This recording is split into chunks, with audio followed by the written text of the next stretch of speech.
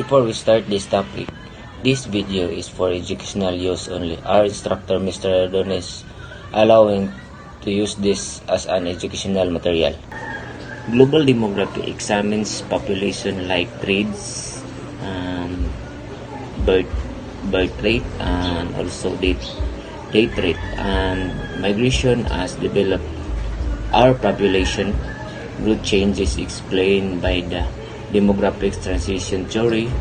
Global migration occurs for reason like economic opportunities and conflict, and impacting both sending and receiving countries, while migration can boost economies and promote cultural diversity. It can also strain resources or lead to labor shortage. This brief overview explore this concept with real world. So, question number 1. What is population? What is population demography all about? So, the population demography is about is to refer to the total number of people living in the particular area or region or country at a given time. It includes factors like birth rate or death rate and migration pattern, all which determine whether the population is growing or stable. So demography, on the other hand, is the scientific study population focusing on their size and also destruction in structure and distribution over time.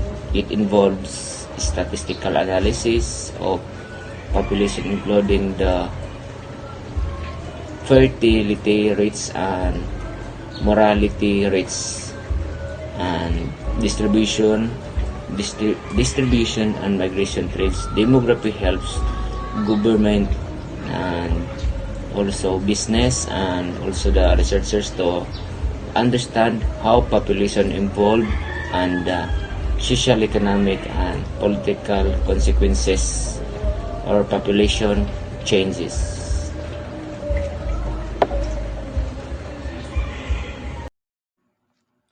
The theory of demographic transition as it affects global population. The demographic transition theory, or DTT, describes the transition of societies from high birth and death rates to low birth and death rates, which generally corresponds with the economic development and modernization. It is typically divided into 4 or 5 stages. Stage 1: Pre-industrial society. In this stage, both birth and death rates are high, leading to a relatively stable and low population growth. Expectancy is low due to poor medical facilities, famine, and limited technology. Stage 2: Early industrial society. In this stage, death rates began to decline due to improved healthcare, sanitation, and food supply. Birth rates remain high, leading to a rapid population growth. Stage 3: Late industrial society. In this stage, birth rates began to fall as a result of improvement economic condition, increased education, and access to a contraception. Population slow but remains positive. Stage 4: Post-industrial society. In this stage, both birth and death rates are low, leading to a stable or slowing growing population. Families tend to have fewer children due to higher living standards, increased female participation in workforce, and lifestyle choices. Stage 5: Declining population. In this stage, in some developed countries, birth rates have fallen below replacement levels. children per woman, leading to an aging population and potential population decline unless offset of immigration. The theory shows how economic development and the social progress lead to change in population growth patterns. It helps explains the different population dynamic between more developed and less developed countries. For example, India demographic transition. India is in the third stage of demographic transition theory, where birth rates have begun to decline due to increased access to education, particularly for women, and better health care. However, the population is still growing because the death rate remains low. As India continue, it is expected to move into fourth stage where growing population will be stabilized. India shows how economic development and social progress lead to reduced birth rates and slower population growth. As described by the demographic transition theory, the demographic transition can lead to a deceleration in population growth. This can result in a higher ability of capital resources on a per capita basis, ultimately boosting labor productivity. Good morning, sir. Good morning, everyone. I am Cadet Helutin, and my topic is what is global migration in contemporary world. So, global migration refers to the movement of people across national borders for various reasons, such as seeking employment, education, and escaping conflict or persecution or joining family members. In contemporary world, migration has become a critical aspect of globalization with millions of people relocating temporarily or permanently every year. Migration is influenced by a range of factors including economic opportunity, political instability, and environmental challenges, and advancement in technology and transportation. The contemporary world sees a complex interplay of voluntary migration and forced migration. So this is the example of global migration. Syrian refugees migrating to Europe. Since the outbreak of civil war in Syria in 2011, millions of Syrians have fled their country in search for safety. The conflict, which has devastated infrastructure and led to widespread violence, has resulted in one of the largest refugee crises in modern history. According to the United Nations, over 6 million Syrians have fled, displaced internally, and more than 5 million have fled their country seeking asylum in countries like Turkey, Lebanon, Jordan, and European nations like Germany and Sweden. So the European countries, particularly Germany, accepted a large number of Syrian refugees during the height of the crisis in 2015. The movement of Syrians to Europe has posed significant political and social challenges such as migration of refugees into the host countries and strain on public services. Despite these challenges, many Syrians are now rebuilding their lives in host countries, contributing to the labor force and economy. So the Syrian refugees crisis is a clear example of global migration in contemporary world, where large-scale displacement occurs, occurs due to war and conflict. It highlights the complex of modern migration, which often involves forced migration due to external pressure such as violence or war, rather than voluntary migration for economic reasons.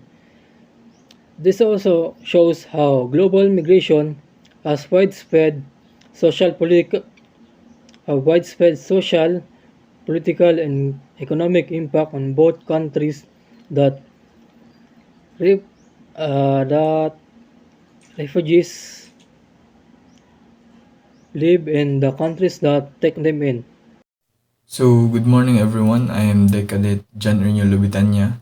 My topic is four types of global migration. There are four main types of global migration. One is voluntary migration.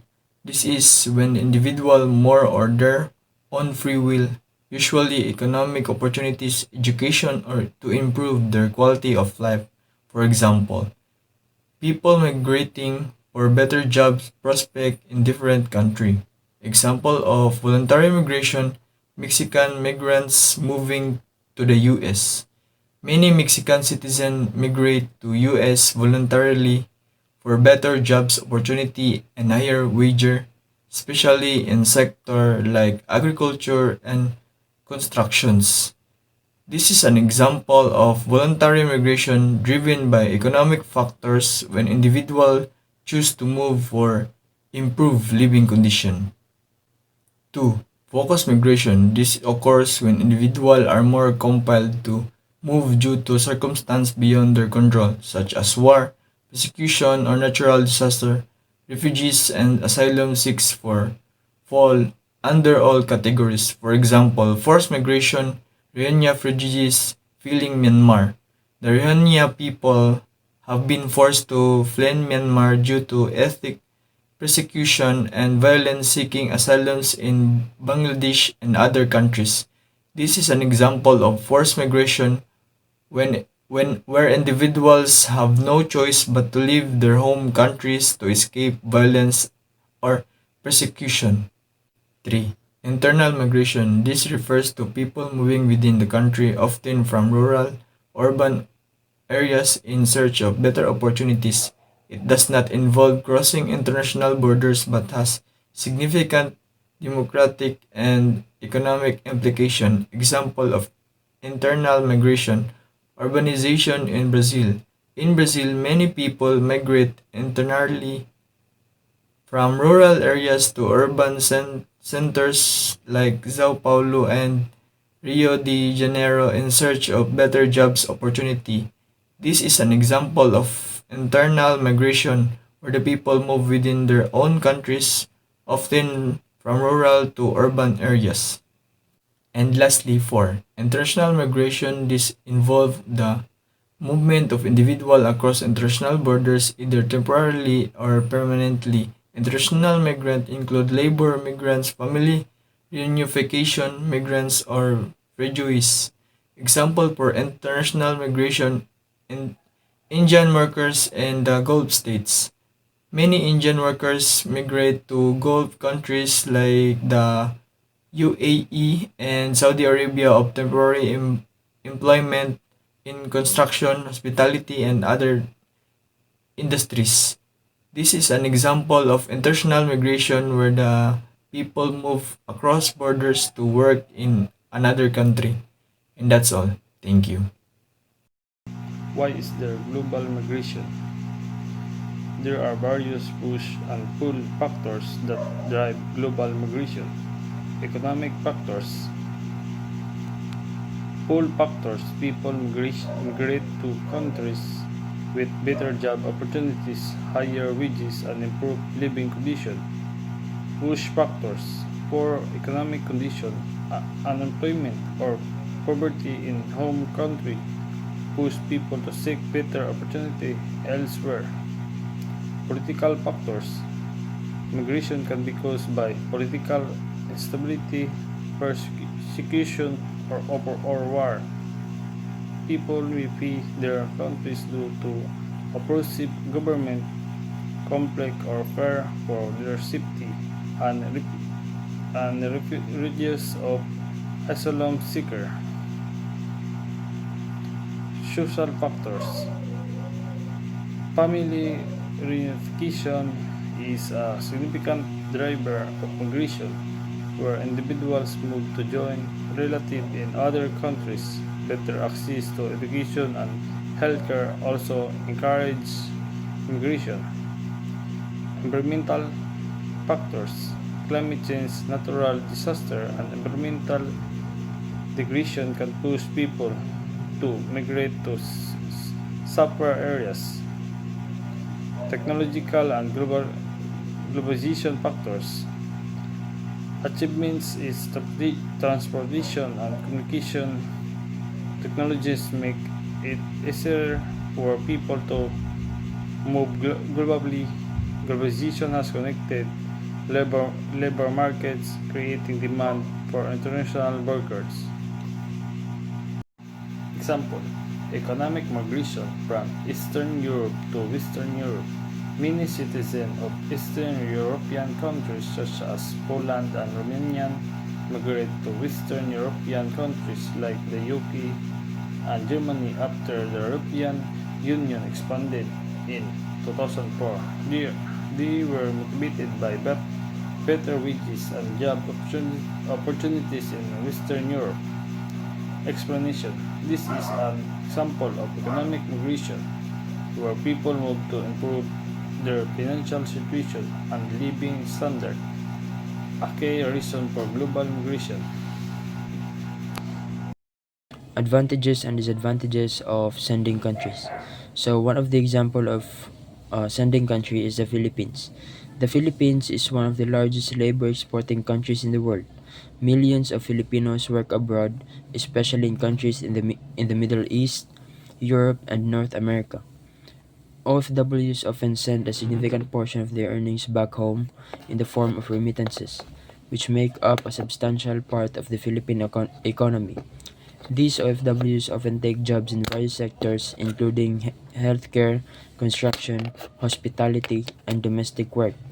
The Philippines exemplifies a sending country that benefits economically from remittances sent by its migrant workers. In 2020, the remittances to the Philippines totaled more than $30 billion, contributing significantly to the household incomes and the country's GDP. Advantages for sending countries. Migrants often send money back home, which helps boost their local economies and supports their families. These migrations alleviates high employment rates in countries with limited job opportunities. Some migrants also acquire new skills abroad, which they may bring back to their home countries and contributing to economic growth. The disadvantages for sending countries is that the immigration of skilled workers can create labor shortages, especially in critical sectors like healthcare and education. The immigration of these workers can also lead to social challenges, such as family separation and demographic imbalances. Some countries may also become over reliant on remittances, which can make their economies vulnerable to global economic shifts.